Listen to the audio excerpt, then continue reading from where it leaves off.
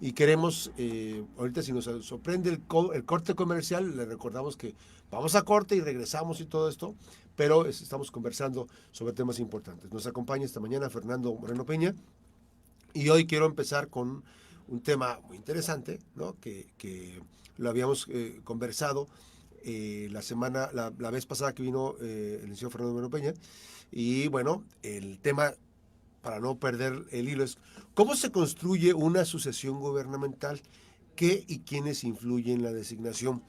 Evidentemente, eh, en Colima, a los poco despuesito de los 2 años, empezó la sucesión con los pronunciamientos de que esta es la sucesora de, o sea, a los 2 años, yo recuerdo que tú llegaste al poder y casi hasta el quinto, finales del quinto año fue cuando empezó a moverse el tema de la sucesión. ¿Cómo se da una sucesión ahora actualmente en esos Sí, es que tiempos? cuando al... Muy buenos días, en Buenos primer días. lugar. Muchas gracias por la invitación. Saludamos a quienes son tu gran auditorio. Cuando la sucesión empieza de manera anticipada, el que es el gobernante pierde, porque el poder que empieza a adquirir quien aspira o quien promueves anticipadamente es parte del poder que tú tienes. Entonces, el poder nomás hay uno. Lo tiene determinado gobernante, determinada persona, y el que un aspirante se vaya fortaleciendo es a costa de quien tiene el poder. Así es. Y cuando tú lo promueves, pues tú mismo estás contribuyendo a tu debilitamiento político, porque la gente empieza a ver quiénes van a ser los próximos soles, ¿no? Quiénes son los sucesores. Y cuando alguien también por su cuenta se promueve, pues también le está quitando parte de poder, le resta. Los gobernantes que han sido fuertes conservan hasta el último momento la decisión para mantener el control, mantener el poder. Y en esa medida, si lo mantiene y tiene control sobre la sucesión, tiene también la posibilidad de influir en la sucesión. Si no, el fortalecimiento individual de uno o de varios ya no te permite que tú como gobernante influyas o decidas, ¿no? Porque serías ya un gobernante débil. Las cosas han cambiado mucho, pero siempre ha habido nada más dos posibilidades. La decisión nacional o la decisión local. La decisión nacional y la decisión local, ¿no? Históricamente, si nos remontamos a 1935, que estamos hablando de 90 años, los últimos 90 años, porque antes del 35 hubo muchos gobernantes que duraban periodos muy cortos. Periodos muy cortos, y luego pues la consolidación de la revolución, la lucha revolucionaria. El gobernante que más tiempo duró antes de esa época fue don Enrique O. de la Madrid. En Colima. En Colima, que duró pues, cerca de 10 años. ¿Sí? Salió cuando estalla la revolución. ¿Sí? Salió cuando estalla la revolución. Y después hubo una serie de gobernantes, otros jefes militares, que no duraron mucho tiempo en el ejercicio.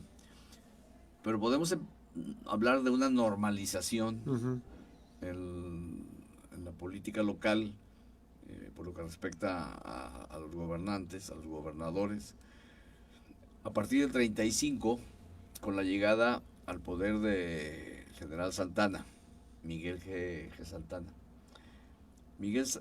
Santana, y después en 39, porque el periodo duraba 4 años, de 35 a 39, y de 39 a 43 está el coronel Torres Ortiz, don Pedro Torres Ortiz. Que es el que fundó la Universidad de Porque Colima. fundó la universidad en el 40. a la salida ya casi de don Lázaro Cárdenas. Don Lázaro Que fue general, ¿no? ¿O qué era? ¿Coronel? era coronel en Coronel. aquel entonces, y después fue general. General. Ahí los dos gobernantes, Santana del 35 al 39 y Torres Ortiz del 39 al 43, fue una decisión nacional. Los dos eran revolucionarios y eran de la corriente cardenista. Entonces era lógico que ambos llegaron. Incluso el coronel Torres Ortiz estaba tan relacionado con don Lázaro Cárdenas que fue alcalde de 3 o 4 municipios. No del estado. En Michoacán. Así es, en Michoacán. Entonces, él era senador de la República y de senador se viene de gobernador. Entonces era natural que dos militares fueran gobernantes en esa época, que coincide desde luego con la época de don Lázaro, aunque don Lázaro duró 6 años, del 34 al 40. Entonces, ¿el coronel fue gobernador cuando era presidente Lázaro Cárdenas? Sí, en 39 fue el coronel, y don Lázaro salió en el 40. Ah, ya le tocó un año. Le tocó un año, sí. Y antes fue el general Miguel G. Santana. Sí, Miguel G. Santana. Los dos, pues, militares cardenistas. Esa fue la decisión, y además así se acostumbraba, ¿no? Claro. Y el poder del cardenismo, pues, era muy, muy, muy fuerte, ¿no? Posteriormente, el candidato a la gubernatura fue también una decisión nacional. Fue el licenciado Gudiño. El licenciado Manuel Gudiño fue el primer gobernante de 6 años. El primer periodo de 6 años. El periodo del 44. ¿Ya con la nueva legislación? ¿Con el nuevo...? Sí, fue...?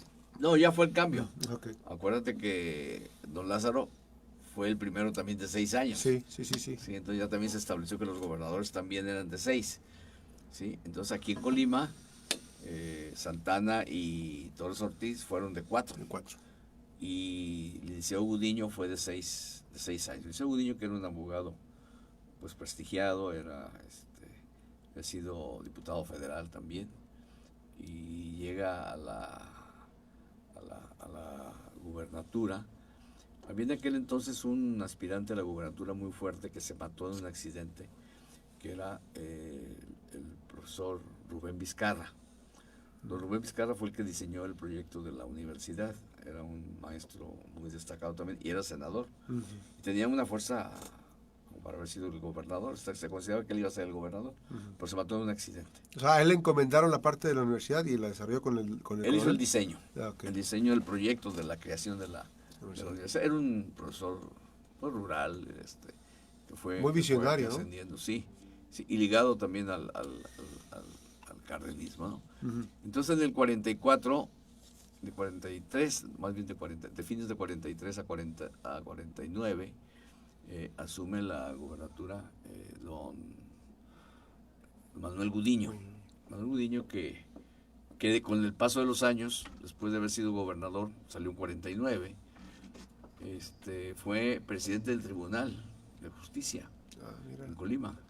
Que no solía pasar eso. Bueno, no pasaba. Así es. Y siendo presidente del tribunal, se accidentó y se mató. Sí, fue presidente del tribunal. Debió haber sido en el periodo quizás del licenciado Velasco, del licenciado Velasco. ¿Velasco Curiel? Por esas épocas. A finales de los 50 y principios de los 60, fue el licenciado Gudiño presidente del tribunal. Y su decisión también fue una decisión nacional. ¿Sí? Pues era diputado federal ya en la salida del cardenismo. ¿Sí? Fue una decisión central, ¿no? El siguiente gobernante, después de Gudiño, que Gudiño salió en el 49, fue el general Jesús González Lugo. Fue una decisión desde luego nacional, no fue local. Todas las decisiones venían siendo ahí nacionales. Él era subsecretario de la Defensa. Órale. Era subsecretario de la Defensa y llega como candidato a gobernador, pues con todo el respaldo también del ejército, ¿no?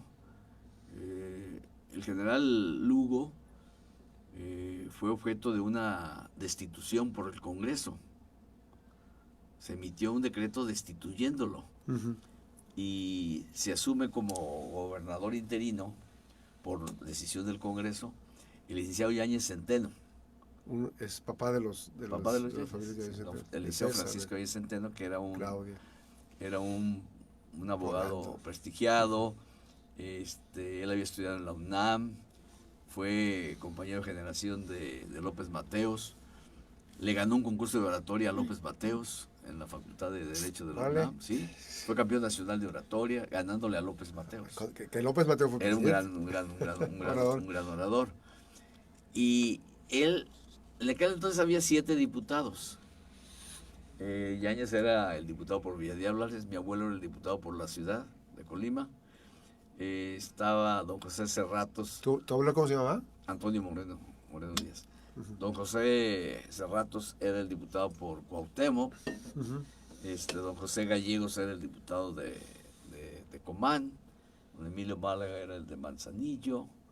Un Fuentes por Comala y creo que un diputado Bruce por Coquimatlán. Entonces eran 7 y los 7 votaron por el desafuero. Y se asumió el gobierno. Asumió el gobierno el licenciado Yáñez. El oficial mayor del gobierno era el profesor Gregorio Macedo. Goyito, ¿sí? Goyito. Y estaba el presidente el licenciado Miguel Alemán. Entonces tuvieron que intervenir el gobierno federal para restituir a don Jesús Rosales Lugo, el general. Y el problema es que ya no hubo un decreto restitutorio. O sea, lo restituyen ya sin decreto y termina su periodo. Termina su periodo en el 55. ¿Sí? No podía, aunque no tenía el respaldo popular, por eso fue destituido por los diputados. Los diputados se reunían ahí contra esquina de Palacio. Ahí ¿estaba el casino? Sí, ahí se reunían afuera, había un kiosco, un expendio ahí, y le llamaban el Paralelo 39, ahí se reunían, y ahí fraguaron todo. Entonces los tuvieron les tuvieron que ordenar, y después los destituyeron, y hubo... quitaron el Congreso. Sí, después, con el paso del tiempo, y le abrieron pues ya las puertas pues es que era subsecretario de la Defensa, era un general, y no podían. Inconcebible eso. Era inconcebible, además que se estaba empezando las presidencias de la República ya de civiles y no de militares, entonces se vería eso muy, muy mal. Entonces, pero hubo un decreto donde lo quitan y ya no hubo un decreto donde lo ponen ya prácticamente de facto. Gilberto García Dama tiene un libro muy interesante de todo el proceso. Vale la pena. Mira, vale la pena. Sí, se llamó El Camarazo. El Camarazo, sí. El Camarazo, ¿no? El Camarazo. Y luego de 55 al 61, el candidato a la gubernatura o el gobernador fue el ingeniero arquitecto, porque era egresado del Poli y así la licenciatura título egresaban, Rodolfo Chávez Carrillo, que llegó muy joven, llegó de 34, 33 años a la gubernatura, era alcalde de la ciudad, y él llega por designación o postulación del presidente de la República, que era don Adolfo Ruiz Cortines. Ya. ¿Sí? Llegó sorpresivamente en tiempos del general Lugo. Vino Ruiz Cortines a Colima, y la Casa de Gobierno, la actual Casa de Gobierno, se quedó en su visita. Se quedó a dormir. Don Adolfo Ruiz Cortines, y parece que duraron varias horas jugando dominó con el arquitecto Chávez Carrillo, que había sido alcalde, o era el alcalde en ese entonces, y había sido director de obra pública también. Había sido director o secretario de obra pública, ¿no? Entonces él entra en el 55 y sale en el 61. en el 61. Y, y a él le ayuda para su llegada que el aspirante fuerte era el ingeniero Robles Martínez. Y Robles Martínez tenía una muy mala relación con Ruiz Cortines, En el centro. porque a finales del alemanismo, Ruiz Cortines empieza a crecer mucho cuando se hace dirigente del sindicato de maestros y obtiene una gran fuerza después y era diputado federal al finales del alemanismo. Y el último informe de Alemán lo contesta el ingeniero Robles, siendo diputado federal por Colima. Y le ordenan a él, o le dan un discurso, obligándolo a que en la salida ataque a Miguel Alemán. La instrucción era del sucesor, que era don Adolfo Ruiz Cortines, ¿no? O de la gente de él, y él no hizo caso del discurso. Entonces se vio defenestrado, se vio perseguido el ingeniero Robles. Entonces era la figura importante. Y ya no fue candidato. Y ya no fue candidato en esa a gobernador. Y entonces este joven, que era Chávez Carrillo. Chávez Carrillo, y posteriormente, pues fue una decisión nacional también, todas habían sido decisiones nacionales, y era senador de la República, don Francisco Velasco Curiel, era senador, al igual que don Toño Salazar, ¿sí? Que era coronel y licenciado, don Toño Salazar. Velasco Curiel fue el primer economista senador de la República. Fue el primero que hubo. Con ese perfil.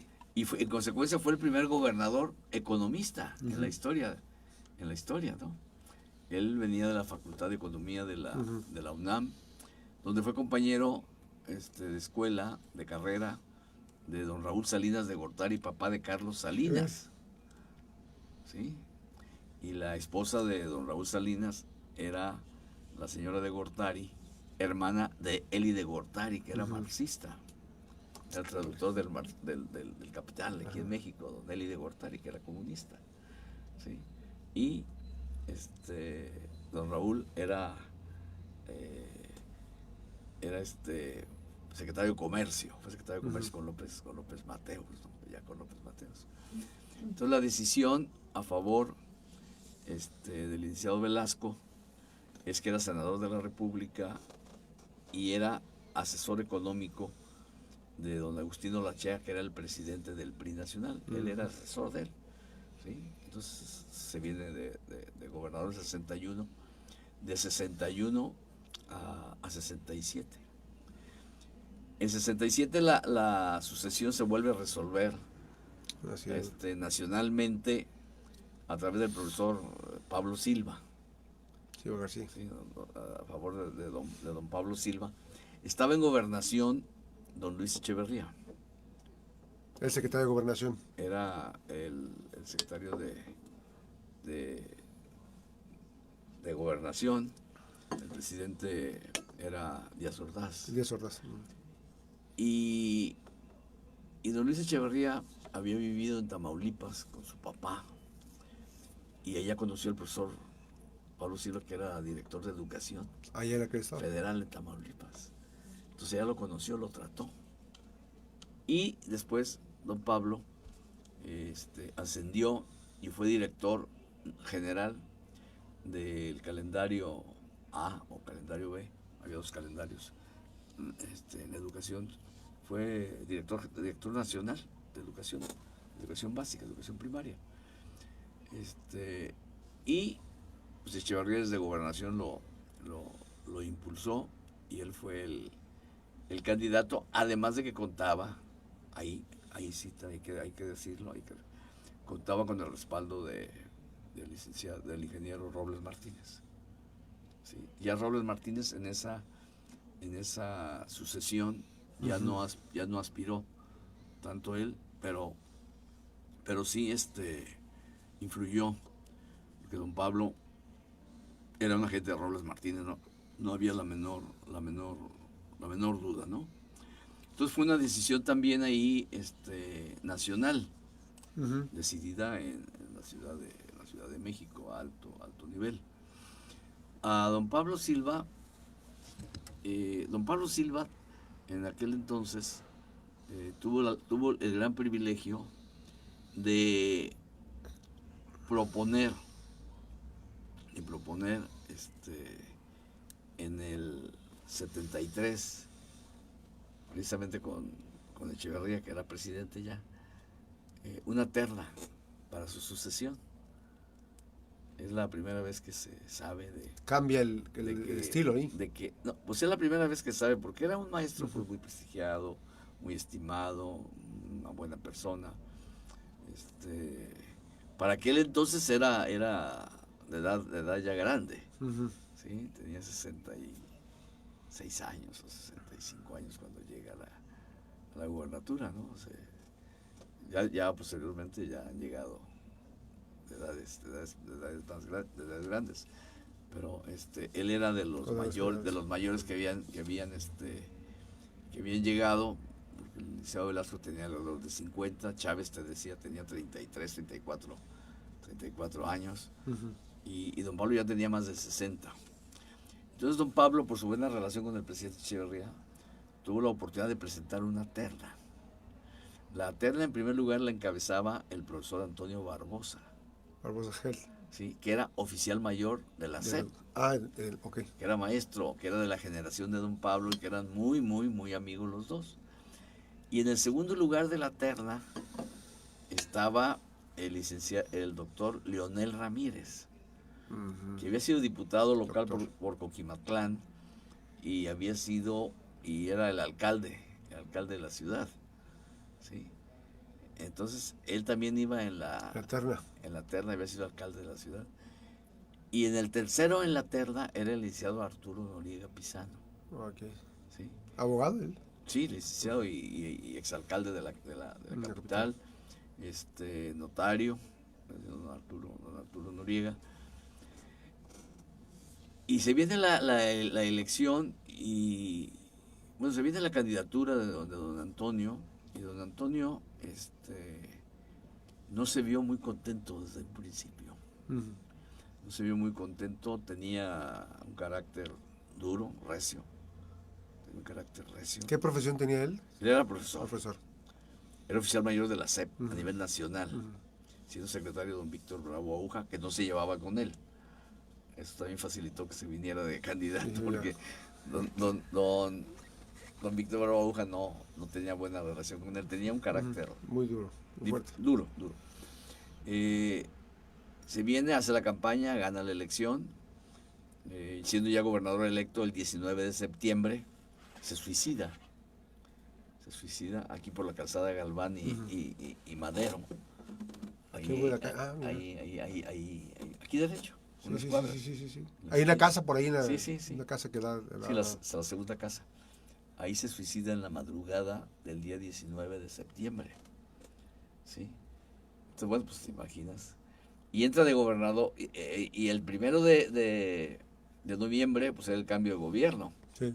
Entonces el gobernador electo no estaba suicidado, estaba ausente, estaba muerto. Y entra de gobernador interino el doctor Leonel, que era el segundo en la lista, además. ¿Sí?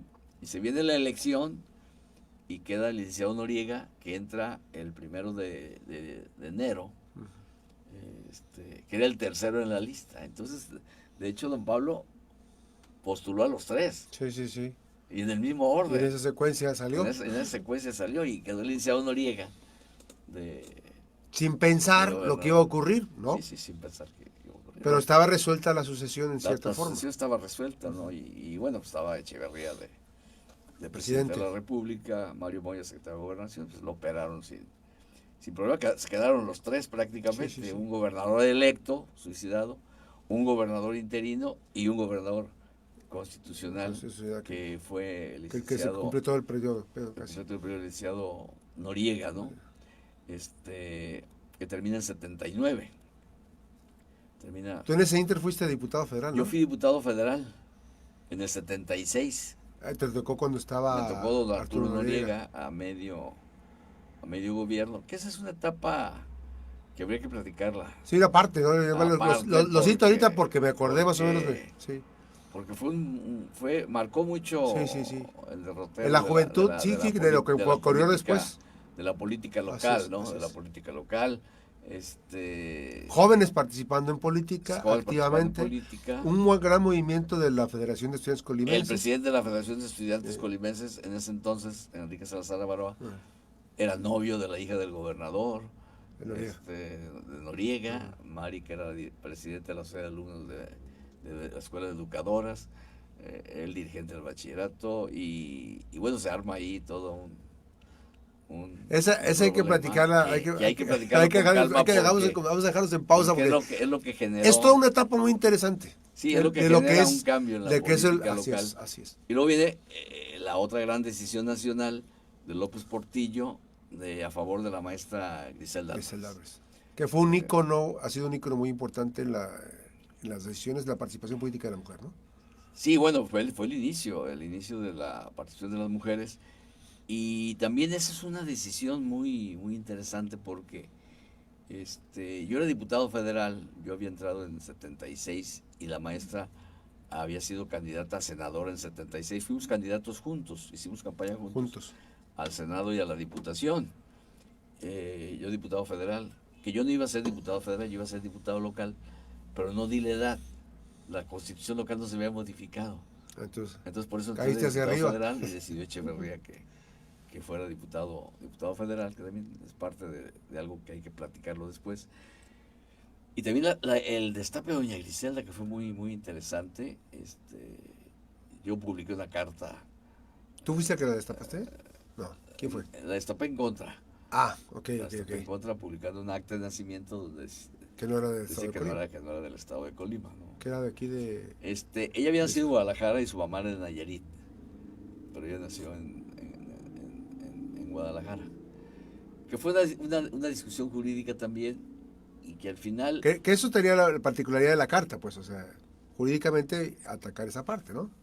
Sí, y bueno, y después la gran amistad que yo tuve con doña Griselda, ¿no? Ya como candidata y después como gobernadora, y cuando yo fui gobernador también llevamos una gran amistad con ella, que también es una cosa interesante para otro día. Llevan dos Pero temas pendientes. la llegada de la maestra pues marca también un hito, una por las mujeres a nivel nacional. Y la forma de gobernar, ¿no? Su forma de gobernar.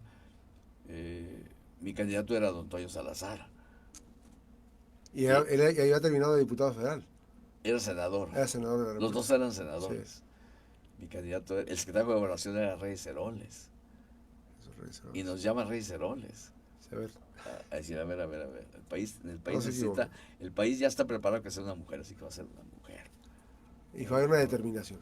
Y ahorita van y se reúnen con ella y platican. Bueno, esa es una historia que hay que platicarla con calma, ¿no? Eso fue en el 79. Estás hablando de hace 46 años. ¿Sí? Hace 46 años. Llegó la primera mujer. Y luego, en ese tiempo, pues empezó a cobrar fuerza también lo que se le conoció como el Grupo Universidad. Sobre todo con la llegada de la maestra, que la relación, pues, muy, muy afín, porque la maestra, como una mujer culta, una mujer de letras, una mujer que también además llegó con la recomendación de López Portillo de que se acercara a la universidad, y que era un acercamiento pues muy natural, porque ella era una persona universitaria de una gran cultura, ¿no? Entonces hubo una gran relación. Fue un gran momento. Con Humberto Silva, con todos nosotros. Humberto era el líder prácticamente del grupo, ¿sí? Y luego llega don Miguel de la Madrid a la presidencia. Colimense. Entonces, eso también marca un freno de alguna manera de lo que se conocía como el Grupo Universidad. Porque siendo de Colima don Miguel de la Madrid, pues no podía haber un grupo más fuerte que el del presidente, ¿no? Claro. El del presidente era de Colima. Y así fue, su familia pues tuvo fuerza política en la entidad, don Ciro. Ujú. Don Ciro, que era todo un personaje reconocido por todos y por su cercanía, hermano de la mamá Que era un del operador presidente. político, era un operador político nato Sí, y que y incidía, vinculado, ¿verdad? Entonces el grupo político más importante en Colima, se convirtió en eso, la eh, familia. se convirtió en la familia, ¿no?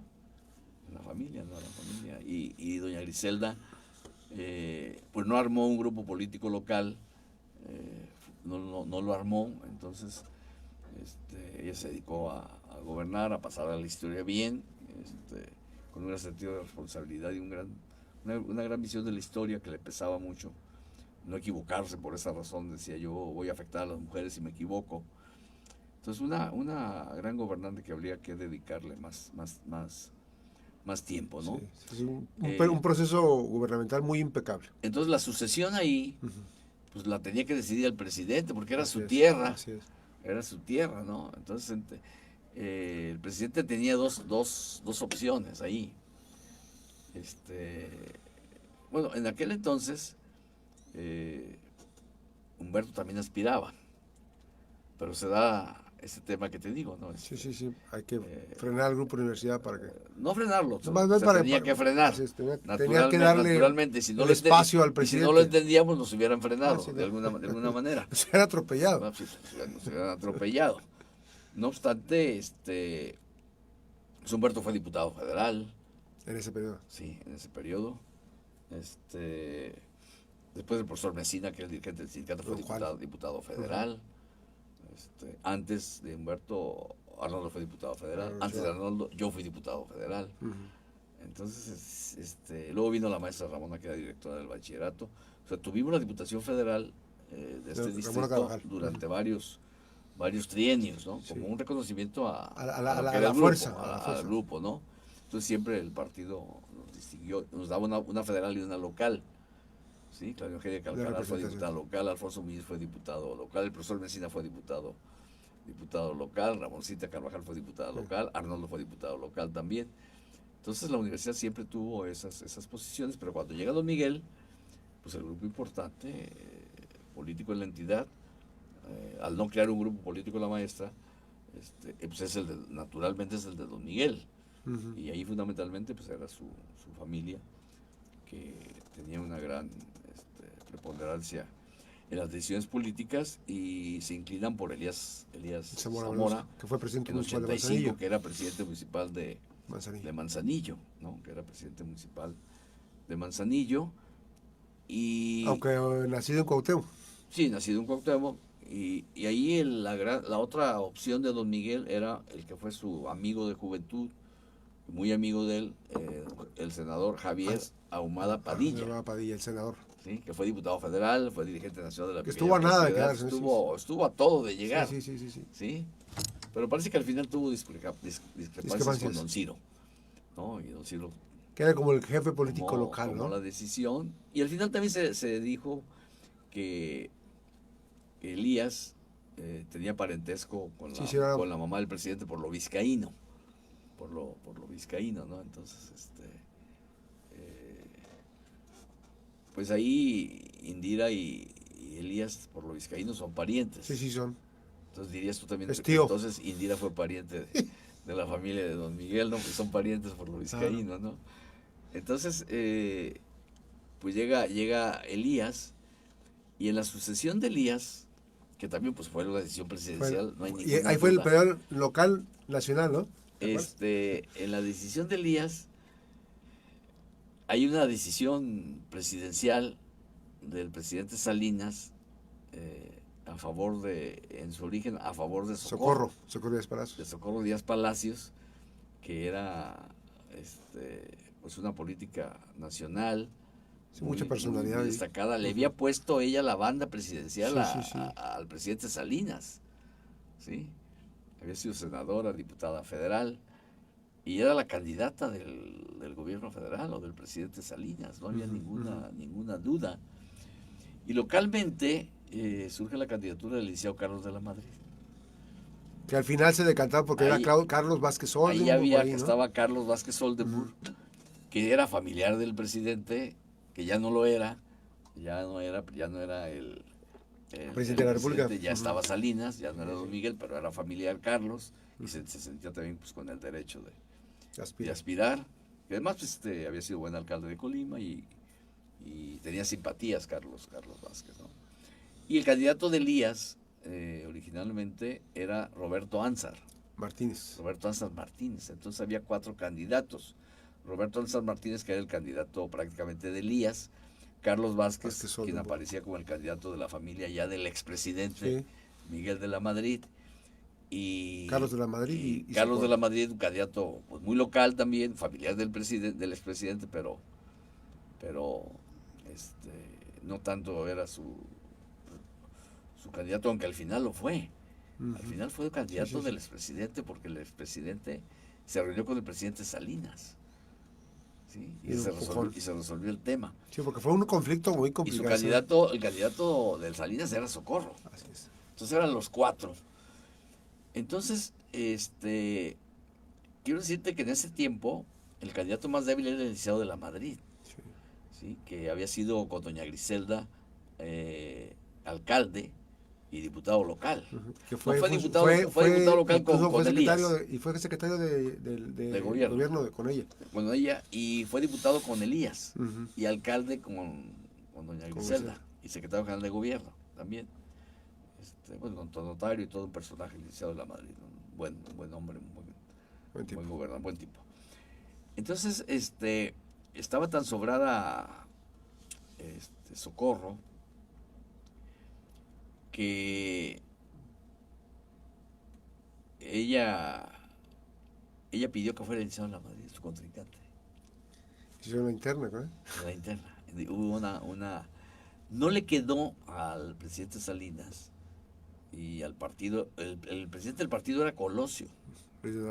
Y Socorro era miembro del Comité Nacional, era la secretaria de Divulgación Ideológica.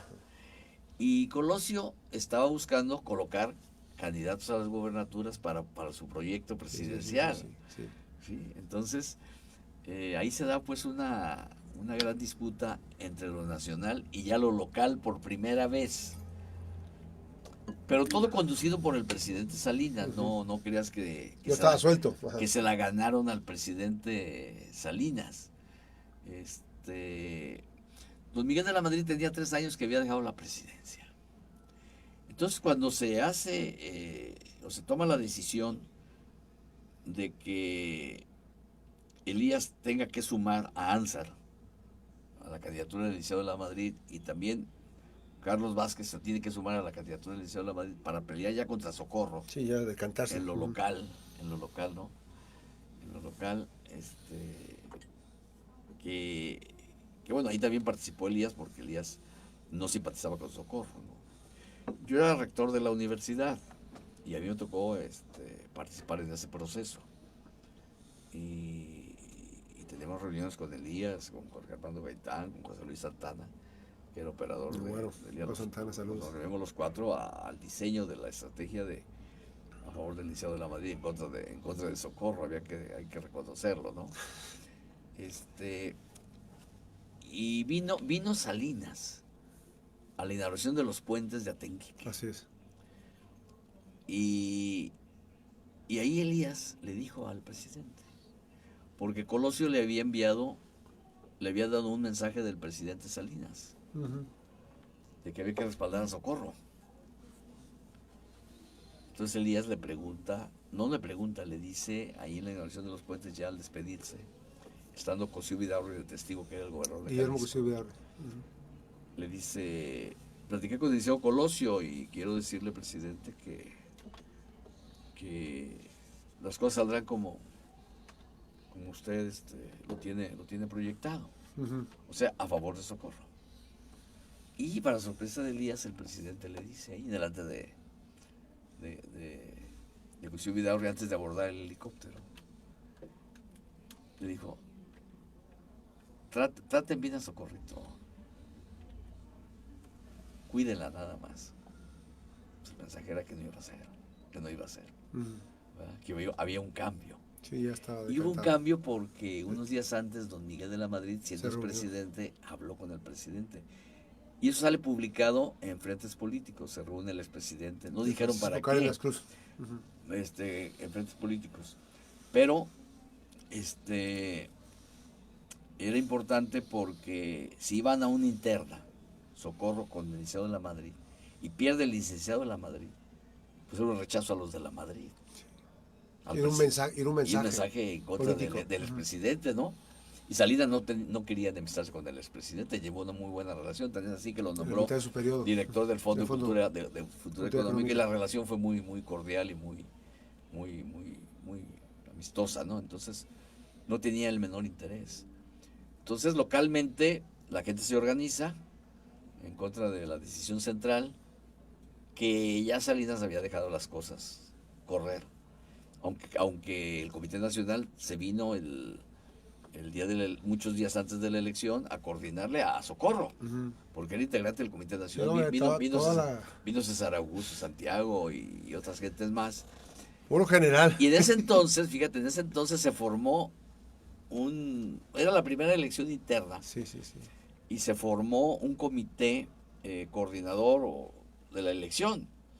¿Sí? Un comité que le iba a coordinar, no era el INE, ¿no? Era una elección interna dentro del partido. Y quien preside la comisión electoral es el licenciado Velasco Curiel, exgobernador, ¿no? Entonces, el día del cómputo, llega César Augusto ahí al partido, y ahí estaba la comisión presidida por el licenciado Velasco, era un acto interno del partido. Y dijo, bien, nosotros, el Comité Nacional, nos vamos a hacer cargo del recuento, del cómputo. Y le dijo el licenciado Velasco, mire, licenciado, con todo respeto al Comité Nacional, nosotros los colimenses sabemos contar. Y en consecuencia, los votos los contamos nosotros. Y los cuenta esta comisión que yo presido. Y lo sacó de la jugada. Y por eso fue la queja de Socorro, que le habían hecho trampa, pero pues con el licenciado Velasco no le iba a hacer ninguna trampa. No, ganó el licenciado de la Madrid la elección, la soberbia de Socorro, pues la llevó a perder la elección y dejó de contar al final con el apoyo del licenciado Salinas, quien dejó. Sí, no iba a perder la amistad con el licenciado de Miguel de la Madrid, Carlos Salinas, por una gubernatura en la tierra, En la tierra del de Don Miguel, donde Don Miguel en todo caso pues tenía derecho a que un familiar, que además era un excelente candidato, el licenciado de la Madrid, ¿no? Entonces, así se da, y de ser una decisión nacional originalmente, se convierte en una decisión local, donde el gobernador no puede poner a su candidato, que es Roberto Anza, ¿sí? Roberto Anza, que posteriormente se suicida en México, en las oficinas de la CNC, siendo dirigente de la CNC Beatriz Paredes. Entonces, la decisión ya no fue nacional, fue local, decidida en una elección que fue interna, la pauta, ¿no? que decían que Colima era de los primeros laboratorios políticos con el caso de Griselda Álvarez, y en este caso que fue otro experimento importante de procesar los temas de la política interna. Sí. Así es. A través de elección interna. Nos ganó el tiempo, Fernando. Yo quisiera dejarla aquí porque a partir de esta sucesión, que es una última sucesión, vienen otros procesos muy importantes. Luego viene la mía. Pero que además tiene particularidades muy interesantes, porque en la tuya hubo ¿cuántos candidatos? No, en la mía... No, antes, perdón. En la sucesión del licenciado de la Madrid, ya me tocó a mí con el licenciado con el doctor Cedillo, y volvió otra vez a la escena política Socorro, Jesús Orozco. Eran dos. Jesús Orozco y Socorro, que al final terminaron en el PRD de aquel entonces. Y luego viene la elección de Gustavo. La tuya, o sea, y a eso yo me refería. Cinco candidatos. Cinco en candidatos. La interna. Y así sucesivamente, que hablaríamos después si gustas. Lo vamos a dejar aquí. Agradezco mucho esta oportunidad de conversar. Ha sido muy aleccionador. Siempre, esa es la parte que valoro y aprecio, el que vengas y nos compartas esta parte, porque parte de los temas interesantes es una recuperación. Valdría la pena, digo, eso es una sugerencia mía hacia tu persona, empezar a documentar esa parte que está solamente en las pláticas de café, en el anecdotario, que hay algunas personas. Valdría la pena Pues sí, cada documentar sucesión tiene su particularidad. Aquí lo estamos narrando muy aceleradamente, Sí. pero la elección de doña Griselda te da para un libro completo. La elección esta del Liceo de la Madrid, pues también por todo lo que se conjugó. Sí, todo lo que conjugó. Donde un expresidente como el Liceo de la Madrid, un presidente como Salinas, un gobernador. Los como sucesos Díaz, trágicos, o sea, hay cosas muy todo, interesantes. todo. Hay muchas cosas Como parte de la historia de Colima. de la historia que, bueno, eso yo no soy historiador, se lo dejamos a los historiadores, ¿no? Digamos, parte del anecdotario, la parte documental, la parte de los momentos de recuperar esa parte de la memoria que queda en algunas personas, ¿no? Sí, yo hablo con mucho conocimiento porque a partir del 76, pues yo ya soy un actor Más político. activamente estás. Sí. Yo soy un actor político, porque fui diputado federal, porque me tocó estar en las sucesiones. Entonces me tocó estar en la de Noriega. Sí. Con Noriega nosotros tuvimos conflicto, tuvimos un pleito muy fuerte. Muy abierto. Sin embargo, él era nuestro candidato a rector. Él fue director del bachillerato 1, el matutino, y era nuestro candidato. Y después tuvimos una bronca con él, precisamente motivada por que el presidente de la FEC y de los estudiantes, pues era novio. Era el novio de su hija. Que al final, que Sí. se casó con ella y Sí. tuvieron varios hijos con Dos Mari. hijos. Con Mari Noriega. Entonces eso también es otra historia. Historia. Pero yo se lo dejo a los historiadores, ¿no? Yo me voy por el lado, Oye. por el lado de la política, ¿no? Oye, gracias por esta mañana, una buena mañana, te agradezco la oportunidad de, aprovechamos para, en lo que llega la próxima semana, el miércoles. Pero luego llegar a la sucesión local. Sí, no, es que esa es la idea, ¿no? esa es la idea, pero quiero anticiparme en desearte los mejores parabienes con motivo de tu cumpleaños el próximo lunes, ¿no? Y con la dinámica de conversar, que siempre, pues eres un buen conversador y además un buen analista. Muchísimas gracias por esta oportunidad nuevamente. Gracias Fernando Moreno Peña. Gracias a mi compañera Yadira Batista en la producción. A Francis Bravo, gracias Francis, nos vamos. Gracias, nos vamos. Que tenga bonita. Gracias a Rubén Tapia, se quedan ustedes con la programación de La Mejor. Regresamos 2 de la tarde. Recuerde, la próxima semana, próximo miércoles nuevamente, conversando con Fernando Moreno Peña, exgobernador y analista político, precisamente de los temas importantes, porque viene la parte, recordamos, la parte de la asociación de Carros de la Madrid, en la parte final, viene la etapa de Fernando Moreno Peña y lo que sigue hasta la actualidad. Gracias. Buen día.